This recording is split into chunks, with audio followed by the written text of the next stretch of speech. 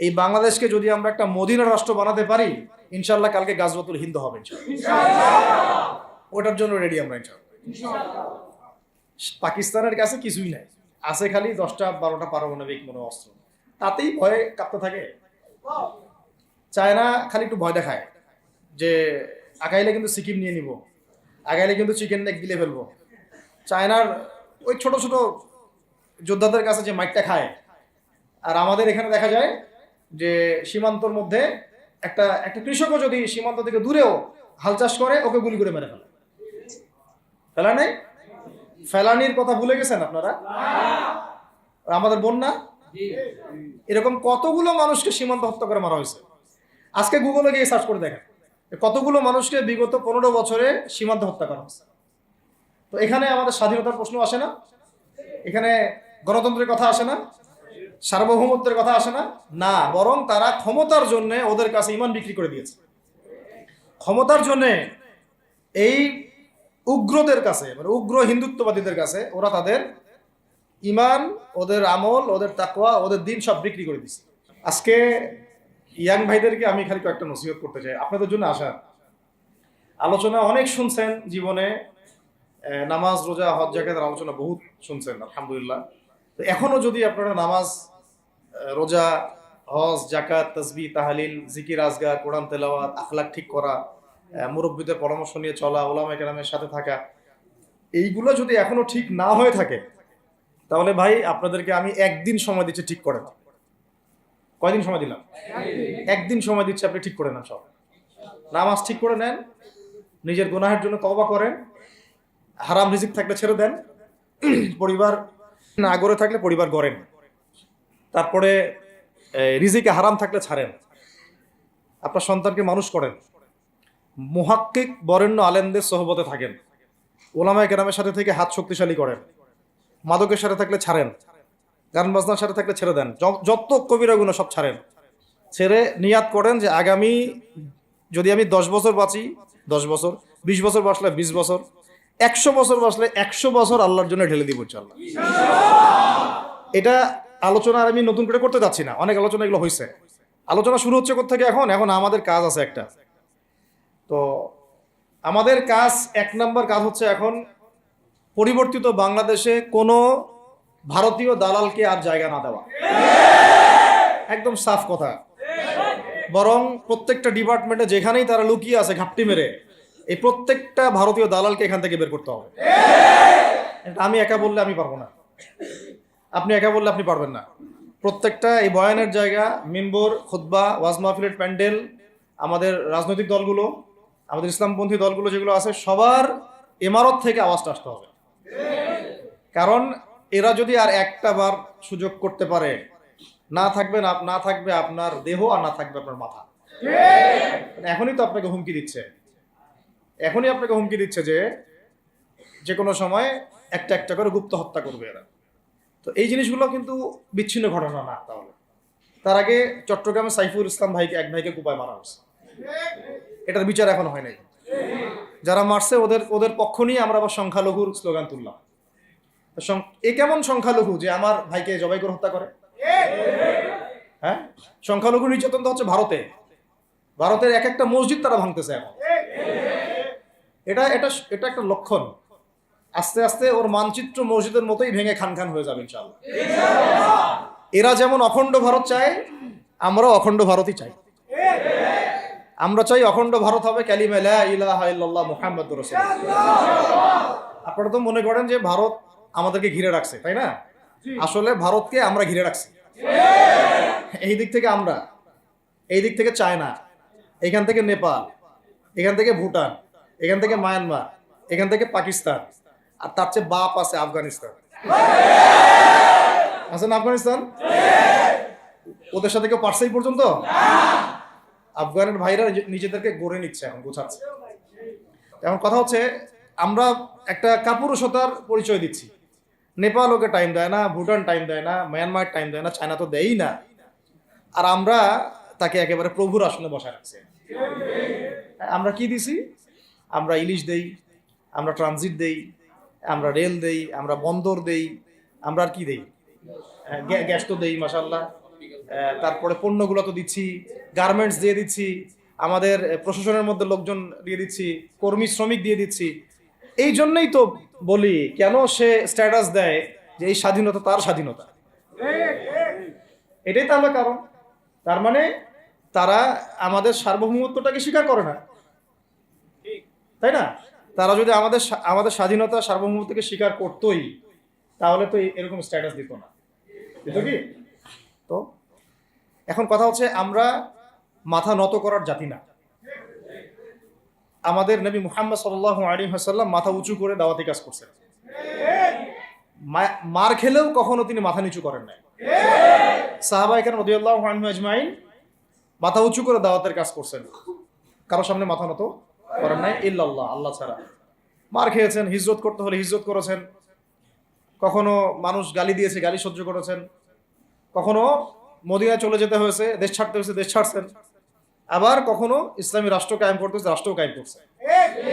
জিহাদ করার দরকার, জিহাদও করছে, কেতালের দরকার, কেতালও করছে, আস্তে আস্তে মক্কা বিজয় করছে, করেন নাই? সিরাত পড়তে হবে, সিরাতের ধারাগুলো আমাদেরকে বুঝতে হবে। এখন আমরা তো তার উত্তরসূরি, আমরা তাদের উত্তরসূরি।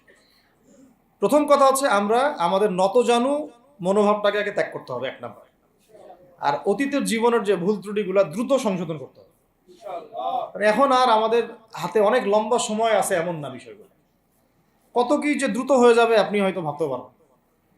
বিশ্বটা খুব দ্রুত চেঞ্জ হচ্ছে।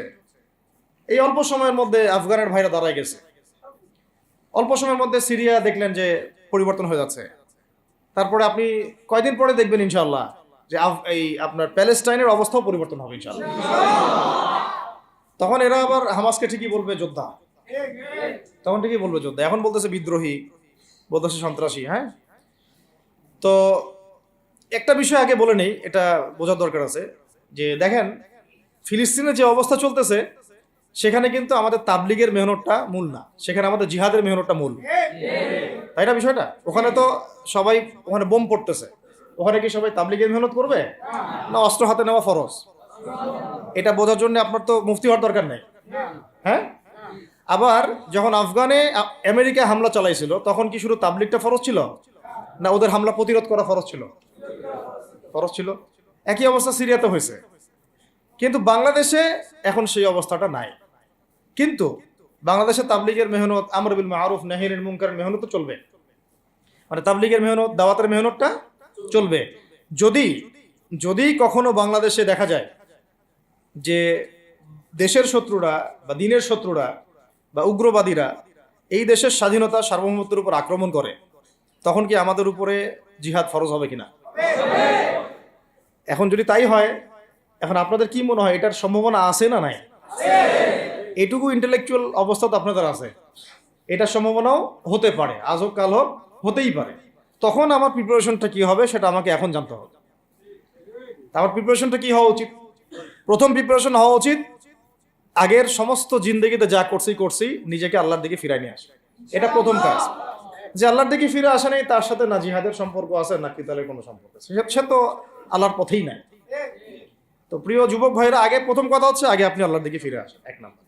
দ্বিতীয় কথা হচ্ছে এরপরে আমাদের প্রয়োজন শারীরিক প্রস্তুতি। শারীরিক প্রস্তুতি যেমনটা বললাম যে কোনো অবস্থাতেই আলেম ওলামাদেরকে, দায়ীদেরকে, মুফতিদেরকে, মুহাদ্দিসদেরকে, মাদ্রাসার শিক্ষকদেরকে, খতিবদেরকে ভিতরে ঢুকতে দেওয়া যাবে না। কারণ আপনাদেরকে যদি ভিতরে নিয়ে যাওয়ার স্কোপ পায় তারা নতুন করে আবারও কেউ, তাহলে আর সুস্থ রাখবে না, ফিজিক্যালি আপনি ঠিক থাকতে পারবেন না। অতএব একটা সামাজিক প্রতিরোধ গড়ে তুলতে হবে সবসময়। মানে একটা এলাকার মধ্যে একজন আলেম আছেন, সেই আলেমকে এলাকা থেকে নিতে পারবে না, তাকে নেওয়ার আগে 100 জনের উপর গুলি চালাইতে হবে, এমন একটা মুভমেন্ট থাকতে হবে। প্রতিবাদ না করলে আপনি বান্দরবনে যান, বান্দরবনের পাহাড়ি এলাকায় গিয়ে কোন একটা পাহাড়ি লোককে উঠাই নিয়ে আসেন, দেখি কত বড় সাহস আছে। আর্মি পর্যন্ত পারে না। কে পারে না? সেনাবাহিনী পারে না। পারে? পাহাড়িরা ওইখানে ঐক্যবদ্ধ হয়ে যায়, ওদের মহিলারা ঝাড়ু নিয়ে সামনে চলে আসে। এই আমাদের বান্দরবনের কথা বলতেছে। ওখানে যে কুকিচিং একটা ফ্রন্ট গঠন করছে সশস্ত্র বিদ্রোহীরা, ওই অংশটুকুকে নিয়ে একটা মাস্টার প্ল্যান আছে ওদের। ওই অংশটুকুতে তারা একটা খ্রিস্টান রাজ্য বা আলাদা একটা পাহাড়িদেরকে নিয়ে একটা রাষ্ট্র প্রতিষ্ঠা করতে চায়। এটা ওদের স্বপ্ন আর কি। এই উদ্দেশ্যে তারা হাঁটতেছে। এবং তারা অস্ট্রের ভাষায় কথা বলে। ওখানে তারা পতাকা বানাইছে, মানচিত্র বানাইছে, এমনকি লাস্ট টাইম আমরা ওখানে গিয়ে শুনলাম যে মুদ্রাও নাকি বানাচ্ছে। মুদ্রা মুদ্রা বুঝতেছেন বিষয়টা কত ডিপ। আমাদের রাষ্ট্রে যে কত সমস্যা, আর জানি না যারা দায়িত্বে আছে তারা কি করতেছে, আসলে কোন দিকটা সামাল দিচ্ছে। অর্থনৈতিক দিকটা দেখবে, না এই পাহাড়ি এলাকার সমস্যাগুলো মেটাবে, নাকি আমাদের মুসলিম উম্মার অভ্যন্তরীণ সমস্যাটা মেটাবে, না শহীদ ভাইদের খবর নিবে, না পঙ্গু ভাইরা যারা পড়ে আছে হাসপাতালে তাদের খবর নিবে? সিনেমা দেখতে বসে গেছে। কোন আক্কেলে সিনেমা দেখেন আপনি? আপনার সিনেমা দেখার সময় কোথায়? আপনার সিনেমা দেখার সময় কোথায়? এই যে যতগুলো ভাই শহীদ হয়েছে তাদের পরিবারের খোঁজখবর নেওয়া লাগবে না? এবং যতগুলো ভাই এখন হাসপাতালে কাতরাচ্ছে তাদের সঙ্গে হাজার হাজার হাজার হাজার ছাত্র ভাই, তাদের চিকিৎসা করানো লাগবে না? যত মানুষকে গুম করা হয়েছে ওদেরকে মুক্ত করা লাগবে না? তারাও তো জানে এটা অন্যায়, এবং যারা করে তারাও বলে এটা অন্যায়। জানে যারা করে তারাও বলে এটা অন্যায়। এবং আমাকেও বলেছিল যে আমি জিজ্ঞাসা করেছিলাম যে আমাকে যদি মানে প্রকাশ্য কোর্টে চালান করে দেওয়া হয় এবং জাতির সামনে বলা হয় যে আমাকে গুম করা হয়েছে, এবং এরপর যদি বলা হয় যে আমাকে গুম করার পরে কোনো রকমের নেগেটিভ কিছু পাওয়া যায় নাই তাই আমরা ছেড়ে দিয়েছি, এই কথাটা কি বলা যাবে কি যাবে না? তারা বলছে যে না, এটা বলা যাবে না, কারণ এই কাজটা তো মানবতা বিরোধী অপরাধ, এটা করলে তো বললে তো সবাই আবার বুঝে ফেলবে। তো এই হলো অবস্থা। ওখানে আমরা বুঝেছি যে বাংলাদেশের প্রশাসনে দুইটা ভাগ আছে। একটা ভাগ হচ্ছে মারাত্মক রকমের ইসলাম প্রিয় এবং দেশপ্রেমিক, মাশাআল্লাহ, আমরা তাদেরকে স্যালুট জানাই, মাশাআল্লাহ। কিন্তু আপনারা ভুল জায়গায় শ্রম দিচ্ছেন, আপনারা ভুল জায়গায় মেধা, শ্রম এবং আপনাদের জীবন নষ্ট করতেছেন। আপনাদের থাকা দরকার ছিল ওলামায়ে কেরামদের সাথে, তাহলে আপনাদেরকে টক্কর দিয়ে কেউ সামনে যেতে পারতো না। আপনারা খালিদ বিন ওয়ালিদ হতে পারতেন আমাদের, আপনারা কিন্তু ওমর ইবনুল খাত্তাব হতে পারতেন। ওইখানে ঢুকে আপনারা শুধুমাত্র দুনিয়ার স্বার্থে সব নষ্ট করতেছেন। আমাদেরকে বলা হচ্ছে হুজুর বদদোয়া করিয়েন না, হুজুর ছেড়ে দিচ্ছেন, আমাদেরকে বদদোয়া দিয়েন না আবার বের হয়ে। আমাদের চাকরি, এটা ডিউটি। এটা এক ভাই আমাকে কোরআন এনে দিয়েছিল, নির্জনতা, তো ওখানে নির্জনতার সঙ্গী হচ্ছে কোরআন, কোরআন এবং নামাজ। তো এক ভাই দেখেছে আমি একটু নির্জন, মন খারাপ বসে আছে, একটা কোরআন নিয়ে এসে দিয়েছে, হুজুর কোরআন পড়েন আপনি, মন ভালো হবে। আরেকজন এসে কোরআন নিয়ে চলে গেছে। কোরআন পড়ে ওখানে যদি আপনি আবার উল্টাপাল্টা কিছু করেন, ওদের নিয়ম নাই কোরআন দেওয়া, কোরআন দেওয়ার কি নাই, নিয়ম নাই। তো এই হলো অবস্থা। কথা হচ্ছে যে এই ভাইদেরকে মুক্ত করাও তো তাদের কাজ ছিল। যে ওলামায়ে কেরামদের একজনের উপরে 3টা 4টা 5টা 10টা করে মামলা এখনো ঝুলতেছে, তাদেরকে মুক্ত করা উচিত ছিল না? আর এই পুরো জুলুমের পিছনে যত জালেম ইনভলভ ছিল তাদেরকে আইডেন্টিফাই করে ভিতরে ঢুকানো উচিত ছিল না? হয়েছে সবকিছু? তো এই জিনিসগুলোর মধ্যে অনেক গ্যাপস আছে। এগুলো যদি এভাবে চলতে থাকে তাহলে আগামীতে আমরা যারা ইসলামিক রাজনীতি করব বলে চিন্তা করতেছি বা ইসলামকে রাষ্ট্র ক্ষমতায় নিতে চাই, আমরাও কিন্তু বেগ পাবো, আর ভালো রকমের বেগ পাইতে হবে। আর বিগত সময় আমরা অনেক ভুল করছি, যেমন মন খারাপ করেন না, এগুলো আমরা ভুল করছি। এই যে আমরা ওদের সাথে জোট করতে গেছি, ঠিক আছে, ওদেরকে আমরা ভাই বোন করার চেষ্টা করছি, আসলে এদের সাথে আর কাফেরদের সাথে কোনো পার্থক্য নেই। সেকুলারিজমে যারা আছে আর কুফার যারা, এদের মধ্যে কোনো পার্থক্য নেই। ওই কালিমা পড়া না পড়ার পার্থক্য, তো বাকি আপনার পিঠে ছুরি এরাও মারবে ওরাও মারবে। আর আমি ছোট মানুষ, ছোট জায়গা থেকে বলতে চাই যে আমাদের যে ওলামায়ে কেরামগণ মাঠে আছেন, যে রাজনৈতিক দলগুলো আপনারা মাঠে আছেন, এবার আপনারা কোনো রুটির টুকরার জন্য লড়বেন না, এবার পুরা রুটি নিয়ে লড়বেন। প্রত্যেক আসনে প্রার্থী দিবেন আপনারা, যেহেতু এর বাইরে সিস্টেম এখন অন্য সিস্টেমে যাওয়ার সুযোগ হচ্ছে না, তাহলে পুরা রুটিটার জন্য লড়তে হবে আপনাদের। আমাদের টার্গেট হচ্ছে এখন একটা ইসলামপন্থী সরকারকে রাষ্ট্র ক্ষমতায় নিয়ে যাওয়া, এটা আমাদের একটা প্রধান টার্গেট। এখন আমাদের এজেন্ডা স্পষ্ট, কোনো গোপন এজেন্ডা নাই। আমাদের কি নাই? কোনো গোপন এজেন্ডা নাই। আমরা চাই বাংলাদেশে এখন একটা ইসলামপন্থী রাষ্ট্র ব্যবস্থা গড়ে উঠুক, ইসলামপন্থী সরকার শাসন ক্ষমতায় আসুক। এটার জন্য আপনাদের সবার ভূমিকা আছে। কেউ কথা দিয়ে ভূমিকা রাখবেন, কেউ লিখবেন, কেউ বলবেন, কেউ যেভাবে হোক আপনাকে ভূমিকা তো রাখতেই হবে। কারো বসে থাকার সুযোগ নেই এখন আর। এই রাষ্ট্রটাকে ইসলামিক রাষ্ট্র হিসেবে গড়ার দায়িত্ব এখন সবার কাঁধে আসছে। আমরা আমাদের জায়গা থেকে বলতেছি, বাকি কাজ কিন্তু আপনাদেরকে করতে হবে। আল্লাহ পাক করার তৌফিক দান করে। আর ইসলামপন্থী ভাইদের আপোষের যে দূরত্ব, এটা কমায় ফেলতে হবে। এই দূরত্ব রাখা যাবে না। ইখতিলাফ আছে থাক, যদি আকীদাগত মৌলিক কোনো পার্থক্য না থাকে, আমরা তো ভাই ভাই। নাকি আমাদের চেয়ে কি মানে সেকুলাররা আমাদের বেশি বড় ভাই? আমাদের চেয়ে কি যে নাস্তিক মুরতাদরা আমাদের বড় ভাই? কমিউনিজমে যারা আছে ওরা আমাদের বড় ভাই? না এই গণতন্ত্রপন্থী যারা একবারে কট্টর ওরা আমাদের দিনী ভাই নাকি? আমাদের তো ভাই, সোজা কথা হচ্ছে ইন্নামাল মুমিনুনা ইখওয়া, ইন্নামাল মুমিনুনা, মুমিন যারা মুমিন মুমিন ভাই, মুমিনে মুমিনে কি ভাই, খালাস। আল মুসলিম ওয়া আখুল মুসলিম, মুসলিমের ভাই কি মুসলিম, খালাস এইটুক। মুসলিম আমার ভাই, মুসলিম আমার ভাই। এখন যারা এদেশের রাষ্ট্র ক্ষমতায় ইসলামকে চায় না তারা আমাদের ভাই না। সে যে কোনো নামে আসুক, এক্স ওয়াই জেড, দেখার দরকার নেই। এক্স নামে আসুক, ওয়াই নামে আসুক, জেড নামে আসুক, যারা রাষ্ট্র ব্যবস্থা ইসলামকে চায় না তারা আমার ভাই, খালাস, সোজা কথা। এবং রাষ্ট্র ব্যবস্থা ইসলাম চায় যে ভাইরা আমাদের, ওই ভাইদেরকে একসাথে থাকতে হবে। আল্লাহর কসম করে বলতেছি, ইনশাআল্লাহ যদি এই ভাইরা আমরা একসাথে থাকতে পারি, এর সাথে আমরা দায়ীরা, তালেবে ইলমরা এবং আপনারা তো যুব সমাজ আছেন, আমাদেরকে টক্কর দিয়ে বাংলাদেশের রাষ্ট্র ক্ষমতায় কেউ যাইতে পারবে না, ইনশাআল্লাহ। সবাইকে ভূমিকা রাখতে হবে। এখন অন্য আলোচনা চেয়ে এই আলোচনাটাই বেশি দরকার। অন্য আলোচনা অনেক শুনছেন জীবনে, এখন বাংলাদেশের দরকার একটা ইসলামপন্থী রাষ্ট্র ব্যবস্থা। এর বাইরে কোনো আলাপ নাই। এখন এটা প্রতিষ্ঠা করার জন্য কি করতে হবে সেটা ফিকির করা না। তো কি করতে হবে বলেন? প্রথম কথা হচ্ছে আমাদেরকে আগে বৈশ্বিক জালেমদেরকে চিহ্নিত করতে হবে। পুরো বিশ্বে কারা জালেম এটা কি চিন্তা করা বাকি আছে? পুরো বিশ্বের সবচেয়ে বড় জালেম যে পশ্চিমারা, সবচেয়ে বড় জালেম ইসরায়েল, সবচেয়ে বড় জালেম আমেরিকা, এটা চিন্তা কি আপনার বাকি আছে? এই কথা বলতে যে ভয় পায় তার তো নবীর ওয়ারিস হওয়ার দাবি করা উচিত না। এটা খোলামেলা, এটা সবাই জানে। সারা বিশ্বের জুলুমের কারখানা হচ্ছে ইসরায়েল। মানুষ ত্রাণ নিতে গেলে পর্যন্ত সেখানেও বোম্বের মানুষ হত্যা করছে। আমরা এটা দেখার মতো আর সাহসী নাই। অনলাইনে এগুলো আমার দেখতে গেলে যে বাচ্চাদের অবস্থাগুলো আমাদের চোখের সামনে আসে, আমি স্কিপ করে চলে যাই। হয়তো কতটুকু দোয়া করতে পারি আল্লাহই ভালো। দোয়া করে কি করব? আমার দোয়ার তো তার দরকার নেই। আমার দোয়ার তার কি দরকার? আমাদের মতো পাপী মানুষের দোয়া দিয়ে তার কি হবে? এখানে তো স্পষ্ট যে পুরো বিশ্বের জুলুম জালেমের শক্তির কেন্দ্রস্থল কোনটা, সেখান থেকে সব মাস্টার প্ল্যান হচ্ছে। আর যদি ওই ইসরায়েল, ওই আমেরিকার কোন সেবা দাসকে আমরা ক্ষমতায় নিয়ে আসি, আমাদের ভুল হবে না? ছাত্র ভাইরা এই ভুলটা করছে।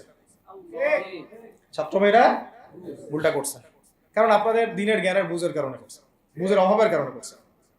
ঠিক আছে, ঠিক আছে। এখন যে মানে সম্ভাবনা শেষ হয়ে গেছে এমনও না। এখন সবাই প্রতিবাদের ভাষায় কথা বলতে পারে। একটা রেভলিউশন ঘটানোর মতো সিচুয়েশন বাংলাদেশে আছে। অন্তত পক্ষে আমাদের ভাইদের মধ্যে আমরা দেখেছি, ছাত্র ভাইদের মধ্যে সাহস তো মাশাআল্লাহ অবশ্যই আছে, ডেডিকেশন আছে, জীবন দেওয়ার মানসিকতা আছে। তাদেরকে খালি নার্সিং করতে হবে, জীবনটা যেন ভুল পথে না যায়। এখন আবু সাইদের রক্তের উপর দাঁড়ায় যদি কোনো সেকুলার ক্ষমতায় আসে, তাহলে এটা আবু সাইদের রক্তের সাথে গাদ্দারি হচ্ছে। এই মুগ্ধদের রক্তের উপর সিঁড়ি বানায় যদি কোনো জাতীয়তাবাদীরা আর ওই সেই গণতন্ত্রপন্থীরা, ওই ইসলামের দুশ্মনরা, ওই ভারতের দালাল্লাই যদি ক্ষমতায় আসে, তাহলে এটা ওদের রক্তের সাথে গাদ্দারি হচ্ছে। এই গাদ্দারির মাফ হবে না। এইটা পলাশির যুদ্ধের চেয়ে বড় মির্জাফরি হয়েছে, এটা ৭১-এর চেয়ে বড় রাজাকারী হয়েছে। আপনারা বলেন যে দেখেন, ভালো করে বুঝেন, গুম হয়েছে এক শ্রেণী, আমার কথা মন খারাপ করে না, এক শ্রেণী গুম হয়ে গেছে, এক শ্রেণী ক্রসফায়ার, এক শ্রেণী শাপলা চত্বরে রক্ত দিছে, তাই নাই? এক শ্রেণী ওলামায়ে কেরাম মামলা নিয়ে ঘুরে বেড়াচ্ছে মাথার উপরে, এক শ্রেণীর ছাত্র ভাইরা রাস্তায় শহীদ হলো, আর এক শ্রেণীর ছাত্র ভাইরা পঙ্গু হয়ে হাসপাতালে বেডে পড়ে আছে। ক্ষমতায় গেছে কারা? নতুন এক শ্রেণী। হ্যাঁ, এবং ওখানে এমন কিছু মানুষ আছে যাদের সাথে আন্দোলনে কোনো সম্পর্কই ছিল না, সম্পূর্ণ উড়ে এসে জুড়ে বসছে তারা। তাহলে এখানে ইসলামিক রাজনৈতিক দলগুলোকে সামনে রাখা যাইতো, তাদের থেকে তো উপদেষ্টা একটাও নেয় নাই। জামাত ইসলাম থেকে একটা উপদেষ্টা নিছে কিনা? হেফাজত ইসলাম থেকে কোনো উপদেষ্টা নিছে কিনা? আমাদের চরমনাই থেকে একটা উপদেষ্টা নিছে কিনা বলেন? তার মানে রাষ্ট্র গঠনে আমাদের কোনো ভূমিকা নাই না। আমাদেরকে বুঝাইছে যে আপনারা পরে আসেন, ইলেকশন দিব, তখন আপনারা ইলেকশন লড়েন। ইলেকশন সে কবে দেয় সেটাও দেখেন, আদৌ দেয় কিনা সেটাও দেখেন। কাকে বিশ্বাস করবেন? বিশ্বাসটা করবেন কাকে? যখন মোস্তফা সরোয়ার ফারুকের মধ্যে একজন উপদেষ্টা হচ্ছে, বিশ্বাসটা আপনি করবেন না? সারা জীবন মানুষকে পরকে শিখাচ্ছে, তার কোন যোগ্যতায় সে উপদেষ্টা হচ্ছে? আচ্ছা, এটা কাজ করেন, এটা উপদেষ্টা করার জন্য একটা পরীক্ষা নেন না, দেখি বিসিএস এর মতো, দেখেন না এরা পাস করে কিনা। অথবা আপনি একটা কাজ করেন, ইসলামিক সেন্সের পরীক্ষা নেন, দেখেন কোরআন তেলাওয়াত করতে পারে কিনা। কিসের ভিত্তিতে হলো? এই যে এই সমস্যাগুলো থেকে গেছে, তারপরেও যা হয়ে গেছে হয়ে গেছে। এখন আমাদের যেটা কথা সেটা হচ্ছে, আমরা তো আর কোনো বিদ্রোহে যেতে চাই না, আমরা যে শান্তিপূর্ণভাবে ইসলাম প্রতিষ্ঠা করতে। কিন্তু প্রয়োজনে যদি তারা মানে আমাদের উপর জুলুমের ভাষা বেছে নেয়, তাহলে আমরা অবশ্যই এবার প্রতিবাদের ভাষা বেছে নিব ইনশাআল্লাহ। এই জন্য সবার আগে জরুরি হচ্ছে যুবকদেরকে এক কাতারে থাকা, ইসলামপন্থী ভাইদের সাথে থাকা, ইসলামী সংগঠনের সাথে থাকা, এবং নাম XYZ যেটাই হোক না কেন, নাম XYZ হতে পারে, আপোষে ভাই ভাই হয়ে থাকা। এটাতে যদি ভাই আমরা এবার ভুল করি, আল্লাহর কসম করে বলতেছি, আল্লাহ না করুক, এরপরে যদি মায়ের আসে, না আপনি বাঁচবেন না আমি বাঁচব, কেউই না, ইনশাআল্লাহ ওই দিন আসবে না। আর আমরা যদি ইনশাআল্লাহু আজ্জা ওয়া জাল যদি আমরা এটাকে মদিনা রাষ্ট্র বানাতে পারি, এই বাংলাদেশকে যদি আমরা একটা মদিনা রাষ্ট্র বানাতে পারি, ইনশাআল্লাহ কালকে গাজওয়াতুল হিন্দ হবে ইনশাআল্লাহ। ওটার জন্য রেডি আমরা ইনশাআল্লাহ। পাকিস্তানের কাছে কিছুই নাই, আছে খালি 10টা-12টা পারমাণবিক অস্ত্র, তাতেই ভয়ে কাঁপতে থাকে। চায়না খালি একটু ভয় দেখায় যে আগাইলে কিন্তু সিকিম নিয়ে নিব, আগাইলে কিন্তু চিকেন নেক গিলে ফেলবো। চায়নার ওই ছোট ছোট যোদ্ধাদের কাছে যে মাইটটা খায়, আর আমাদের এখানে দেখা যায় যে সীমান্তর মধ্যে একটা একটা কৃষকও যদি সীমান্ত থেকে দূরেও হাল চাষ করে, ওকে গুলি করে মেরে ফেলে। ফেলা নেই, ফেলানির কথা ভুলে গেছেন আপনারা? আমাদের বন্যা, এরকম কতগুলো মানুষকে সীমান্ত হত্যা করে মারা হয়েছে। আজকে গুগলে গিয়ে সার্চ করে দেখেন কতগুলো মানুষকে বিগত 15 বছরে সীমান্ত হত্যা করা হয়েছে। তো এখানে আমাদের স্বাধীনতার প্রশ্ন আসে না, এখানে গণতন্ত্রের কথা আসে না, সার্বভৌমত্বের কথা আসে না, না, বরং তারা ক্ষমতার জন্য ওদের কাছে ইমান বিক্রি করে দিয়েছে। ক্ষমতার জন্য এই উগ্রদের কাছে, মানে উগ্র হিন্দুত্ববাদীদের কাছে ওরা তাদের ইমান, ওদের আমল, ওদের তাকওয়া, ওদের দিন সব বিক্রি করে দিচ্ছে।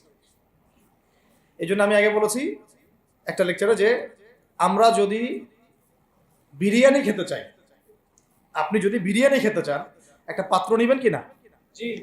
আচ্ছা, পাত্রটা যদি ময়লা থাকে খাবেন?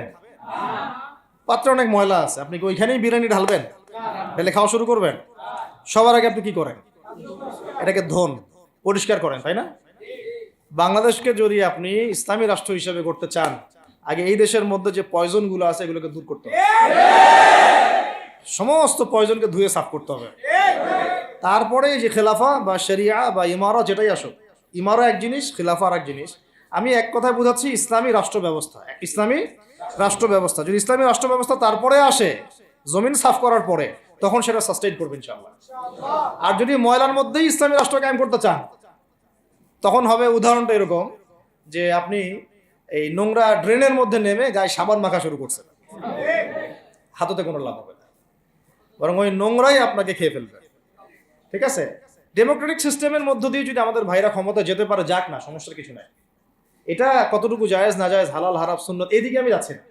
এবং এটা নিশ্চিত তারাও জানে এটা সুন্নাত না, তারাও জানে এটা কি না, সুন্নাত পদ্ধতি না। কারণ রাসূলুল্লাহ সাল্লাল্লাহু আলাইহি ওয়াসাল্লাম দাওয়াতের মধ্য দিয়ে এবং সশস্ত্র যুদ্ধের মধ্য দিয়ে মানে মক্কা বিজয় করেছেন। দাওয়াতের মধ্য দিয়ে তিনি মদিনা রাষ্ট্র কায়েম করেছেন। তারপরে মদিনা রাষ্ট্রকে বেস করে আস্তে আস্তে আরও রাষ্ট্রকে এক্সপেন্ড করেছেন। বদর, উহুদ, খন্দক, খায়বার এগুলো হয়েছে, আস্তে আস্তে মক্কা বিজয় হয়েছে। মূল ছিল আগে মদিনা রাষ্ট্রটা কায়েম করা। তো আমরা যে কোনোভাবেই হোক মদিনা রাষ্ট্রটা আমাদের কায়েম করতে হবে আগে, তারপরে ইনশাআল্লাহ তাআলা দেখবেন, হ্যাঁ, ওই অখণ্ড ভারত আমরাও কায়েম করবো ইনশাআল্লাহ। সংখ্যা দিয়ে কিচ্ছু না, ওদের সংখ্যাকে আমরা ভয় পাই, ওদের সংখ্যাকে ভয় পাওয়ার কিচ্ছু নাই, সংখ্যাকে ভয় পাওয়ার কিচ্ছু নাই। কারণ এই যে কোরআন, আমার সামনে যে কোরআনটা আছে, এটা দেখে একটু খারাপ লাগলো। কোরআনের যে অবস্থা, এটা খুব মনের কষ্ট দিল আর কি।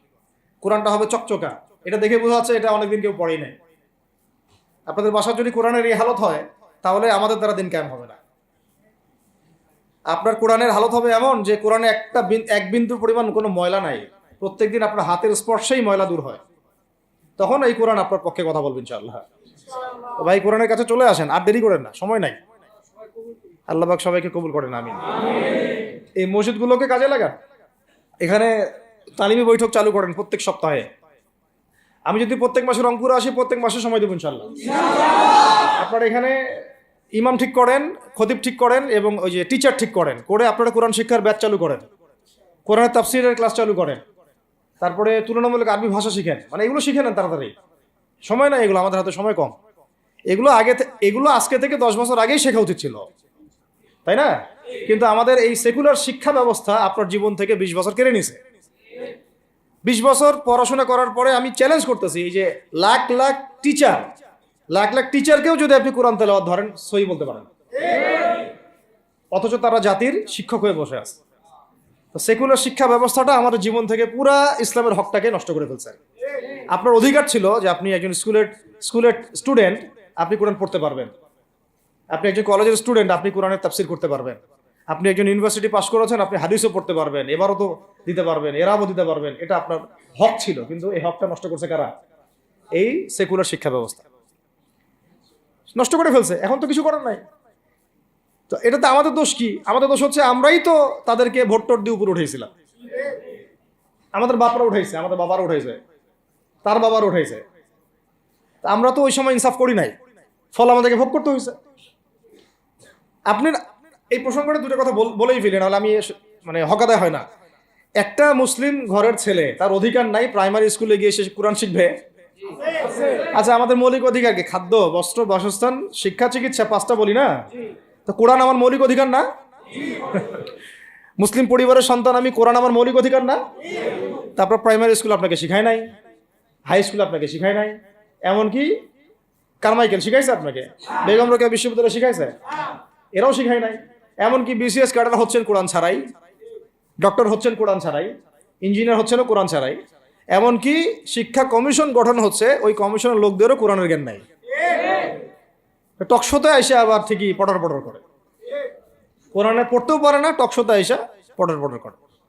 এই তো বিগত 10 বছর তো টকশোর বছর ছিল, খালি টকশো, দেখেন নাই? আলোচনা। একটা ন্যারেটিভ তৈরি করা হচ্ছিল, ইসলাম নিয়ে যারাই কথা বলবে এরাই জঙ্গি, এরাই মৌলবাদী, এরাই সন্ত্রাসী। হ্যাঁ, তো কিভাবে মানুষের ব্রেন ওয়াশ করা হয়েছে। আমি আসলে অবাক হয়ে গেছি এই ঘটনাটাতে, জুলাইয়ের ঘটনায়, যে যুব সমাজকে ধ্বংস করার জন্য তারা 20 বছর ঢেলে দিছে, ওই যুব সমাজই তাদেরকে পিটাই বের করছে। আল্লাহ পাকের কি পরিকল্পনা! আপনাদেরকে ধ্বংস করার জন্য 20 বছর ধরে তারা সিলেবাস কারিকুলাম করছে। আপনাদেরকে শরৎচন্দ্র পড়াইছে, বঙ্কিমচন্দ্র পড়াইছে, হুমায়ুন আহমেদ পড়াইছে, হুমায়ুন আজাদ পড়াইছে, হ্যাঁ শেক্সপিয়ার পড়াইছে, আর কত কি পড়াইছে। কোরআন পড়তে দেয় নাই, নামাজের স্বাধীনতা দেয় নাই, পর্দার স্বাধীনতা দেয় নাই। আমাদের বোন পর্দা করে পরীক্ষা দিতে গেছে, নেকাব খুলে ফেলা হয়েছে, কি করে নাই। কিন্তু ওই ছাত্র জনতার হাতেই পিটানি খাইতে হয়েছে। আল্লাহ পাকের দেখছেন কি একটা মিরাকেল, আল্লাহ পাকের কি মানে কুদরত, ক্যারিশমা। ঠিক কিরকম হয়েছে জানেন? ঘটনাটা হয়েছে এরকম যে ফেরাউনের ঘরেই মুসা আলাইহিস সালামকে আল্লাহ পাক বড় করছে। মাশাআল্লাহ। তো আপনাদেরকে ধ্বংস করার জন্যই কিন্তু এই পলিসিগুলো অ্যাপ্লাই করা হয়েছিল। এখন যে আল্লাহ পাকের রহমতে আপনারা বিপদে যান নাই, আলহামদুলিল্লাহ। এখন যেটা আল্লাহ পাক বোঝার তৌফিক দিচ্ছেন, দেখেন আপনারা কোরআন শিখতে পারতেন, এখানে পারেন নাই। শিক্ষা কমিশনের মধ্যে কোরআন নাই। শুধু তাই না, দেখেন 360 জন এমপি মন্ত্রীকে আপনি বসায় দেন, 360 জন এমপি মন্ত্রীকে বসায় তাদের সবাইকে শুধু কিচ্ছু না, আমি বলবো খালি সূরা ফাতিহা তিলাওয়াত করতে বলে। পারলে শুধু মমতাজ পড়তে পারে নাকি? কারণ তার তো বুখারী মুসলিম সিয়াসি কিতাব পড়া আছে, ওটা পড়া ছিল আর কি, এটা পড়া ছিল, তো হয়তো সে পারতে পারে না, পারলে তো ভালো, খারাপ কিছু না, ঠিক আছে। তো বাকি কেউ কিন্তু পারে না। আর বেশি দেন না, অল্প না, ঠিক আছে, শেষ করতেছে। তো এখন প্রিয় ভাইরা, কথা অনেক হয়ে গেছে। মূল কথা হচ্ছে যে আমাদেরকে এখন একটা নতুন উদ্দেশ্য নিয়ে, টার্গেট নিয়ে, একটা মিশন নিয়ে আগামীকাল থেকে পথ চলতে হবে ইনশাআল্লাহ। প্রথম গন্তব্যটা কি? আমরা বাংলাদেশকে একটা মদিনা রাষ্ট্র কায়েম করতে চাই। সেটা যদি করতেই হয় তাহলে আমাকে কার আদলে করতে হবে, কার সুন্নতে করতে হবে? নবী মুহাম্মদ সাল্লাল্লাহু আলাইহি ওয়াসাল্লামের তরিকায়। এবং তার তরিকার প্রথম কাজটাই হচ্ছে আগে ইলম শিখতে হবে। কি শিখতে হবে? এই মসজিদগুলোকে কাজে লাগান, মাদ্রাসাগুলোকে কাজে লাগান। এবং 2 নম্বর হচ্ছে ইলম একা একা শেখা যাবে না। ইলম একা একা শেখা যাবে না। 20 বছর তো আপনি একা পড়াশোনা করেন নাই, প্রতিষ্ঠান ছিল, ওস্তাদ ছিল, তাই না, টিচার ছিল, আপনার একাডেমিক কারিকুলাম ছিল, ঠিক ওইরকমই দিনের ইলমও একা একা শেখা যাবে না, ওস্তাদ লাগবে। এবং আলহামদুলিল্লাহ আমাদের বাংলাদেশে ওস্তাদদের অভাব নাই, আলহামদুলিল্লাহ। প্রত্যেক জেলায় জেলায় উপজেলায় সব জায়গাতেই মুহাক্কিক বরেণ্য আলেমগণ আছেন, আলহামদুলিল্লাহ। আর আপনি খুঁজে বের করবেন কে মুহাক্কিক আলেম। আমি কিছু মানে তাদের বৈশিষ্ট্য বলতে পারি যে তারা নিজেকে জাহির করেন না, বিনয়ী হন, অহংকারী হন না, তারা এত বেশি আইওয়া শোডাউন এত পছন্দ করেন না, নিজেকে আড়াল করার চেষ্টা করেন, হক কথা বলতে তারা ভয় করেন না, এবং তারা অনেক গভীর জ্ঞানের অধিকারী হওয়া সত্ত্বেও অনেক বেশি বিনয়ী হন না। এগুলো দেখে আপনি চিনবেন, ঠিক আছে। আমাদের সালাফরা তো বলতেন যে মুহাক্কিক মানুষকে পাবেন দুই জায়গায়, এক হচ্ছে মাটির তলে, আরেকটা হচ্ছে জেলখানায়, ঠিক আছে। তো যাই হোক, এখন অনেক বরেণ্য উলামায়ে কেরাম আমাদের সমাজে আছেন, তাদের যে কারোর সাথে অন্তত একজনের সাথে নিসবত রাখেন, অন্তত একজনের সাথে নিসবত রাখেন, ঠিক আছে। তো এটা আমাদের সৌভাগ্য, আলহামদুলিল্লাহ, যে বাংলাদেশে বহু মাদ্রাসা, বহু কওমি মাদ্রাসা, আলিয়া মাদ্রাসা, অনেক ধরনের মাদ্রাসা আছে। কিছু সংকীর্ণতা বা কিছু সমস্যা আমাদের মধ্যে থাকতে পারে, এটা যে কোনো জায়গায় থাকতে পারে, কিন্তু আলহামদুলিল্লাহ এই খেদমতটুকু আছে বলেই এখন পর্যন্ত দ্বীন ইসলামকে তারা মিটাইতে পারে নাই, আলহামদুলিল্লাহ। তো এলেম শিখবো এক নাম্বার, দুই নাম্বার হচ্ছে এলেম মুহাক্কিক কোন আলেমের সোহবতে শিখবো, একা একা শিখবো না। তিন নাম্বার হচ্ছে যা শিখবো আমলে নিয়ে আসতে হবে। কি বললাম? যা শিখবো আমলে নিয়ে চলে আসতে হবে, ফেলে রাখা যাবে না। আল্লাহ আমাকেও তৌফিক দেন, আপনাদের সবাইকে তৌফিক দান করেন। 4 নাম্বার সময় কাজে লাগাইতে হবে, সময় কাজে লাগাইতে হবে। কোনো অবস্থাতেই আর হেলায় ফেলায় সময় নষ্ট করবো না, আমিও করবো না ইনশাল্লাহ, আপনারাও করবেন না ইনশাল্লাহ। 5 নাম্বার হচ্ছে নিজের প্রতিভাকে খুঁজে বের করবেন। সবাইকে আল্লাহ কিছু না কিছু প্রতিভা দিয়েছেন, প্রতিভা খুঁজে বের করে ইসলামের জন্য কাজে লাগান। 6 নাম্বার হচ্ছে যাদের রিজিক হালাল তাদের তো আলহামদুলিল্লাহ কোনো সমস্যা নেই, যাদের হারাম রিজিক আজকে ছাড়তে হবে। কোনো সুদের সাথে সম্পৃক্ত থাকা যাবে না, কোনো ঘুষ, কোনো দুর্নীতি, কোনো মাপে কম দেওয়া, কোনো হারামে আমি খাবো না, আমি কোনো হারামের কাছে যাব না। আর উত্তরবঙ্গের বড় বড় ফেতনাগুলোর মধ্যে এই সুদী এনজিওদের ফেতনাও আছে, কাদিয়ানিদের ফেতনাও আছে, তাই না। তারপরে আপনার এই যে ইসাই মুসলিমদের একটা ফেতনা আছে না, একটা ফেতনা আছে। তারপরে এই আপনার বিড়ি ফ্যাক্টরি, তামাক ফ্যাক্টরির এগুলা ফেতনা আছে, হারাম খাবার। আবার নতুন করে ইসকনের ফেতনাও উত্তরবঙ্গে দেখা যাচ্ছে। তো এই ফেতনাগুলোকে চিহ্নিত করে আপনাকে বেঁচে থাকতে হবে এবং রিজিকটাকে হালাল করে ফেলতে হবে, ঠিক আছে। এর পাশাপাশি হচ্ছে 6 নম্বর বলবো যে পরিবারগুলো গড়ে তুলতে হবে। প্রত্যেকটা পরিবার হবে একটা দুর্গ, মানে আমার পরিবার হচ্ছে আমার একটা ইসলামিক রাষ্ট্রের মতো। এই পরিবারের মধ্যে অন ইসলামিক কোনো কাজ চলে না। পরিবারের মালিক কে? আমি না? এখানে কি রাষ্ট্র আমাকে হস্তক্ষেপ করতে পারবে? তা আমার পরিবার আমার কন্ট্রোলে চলবে, একদম ইসলামিক অনুশাসন অনুযায়ী চলবে, ডানে বামে নড়তে পারবে না। এভাবে আপনাকে শক্ত থাকতে হবে। 7 নম্বর হচ্ছে এখন থেকে তাবলীগের কাজ সবাইকে করতে হবে। কতটুকু করবেন? যতটুকু আপনি জানেন, যতটুকু আপনি জানেন। যেটা জানেন না ওইটা নিয়ে কথা বলার দরকার নেই। আর সমাজে কিছু ইখতিলাফি মাসালাগুলো আছে যেগুলোকে নিয়ে কিছু মানে মোটা বুদ্ধির মানুষেরা আর কি মসজিদগুলো ভাগ করে ফেলে, ঠিক আছে। এই পাল্লায় পড়া যাবে না। ইখতিলাফি মাসালাগুলো সাহাবীদের যুগ থেকেই ছিল, এগুলো নিয়ে মতবিরোধের সুযোগ নাই। এটা তার কাছে এই মাসালাটা অথেন্টিক মনে হয়, সে আমল করতেছে, করুক। আমার কাছে এই ফিকহের আলোকে এটা বেশি অথেন্টিক মনে হয়, আমি এটা আমল করতেছি। এগুলো নিয়ে কোনো রকমের আর দ্বন্দ্বে যাবেন না। বরং আমরা এখন ঐক্যবদ্ধ হব কিসের ভিত্তিতে? আমরা ঐক্যবদ্ধ হব আকীদা, আমল এবং মানহাজের ভিত্তিতে।